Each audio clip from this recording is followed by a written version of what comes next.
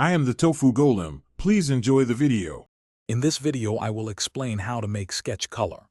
First, begin by understanding fundamental color theory, focusing on hue, saturation, and value. Next, establish a clear and consistent light source for your sketch to ensure realistic shading and depth. Then, carefully select a limited color palette, perhaps 3 to 5 main colors, to maintain visual harmony.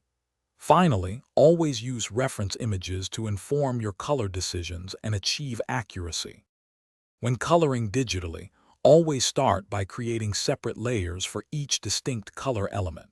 This offers maximum flexibility. Utilize clipping masks to ensure your colors stay perfectly within your line art, preventing messy overlaps.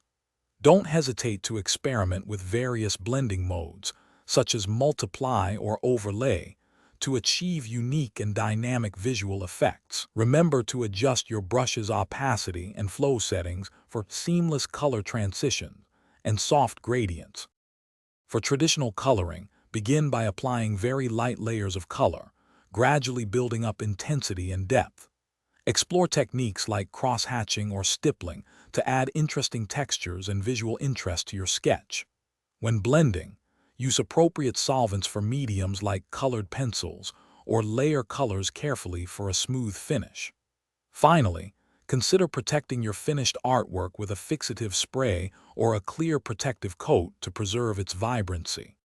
To refine your colored sketch, strategically add highlights and deep shadows to enhance the three-dimensional form and visual impact.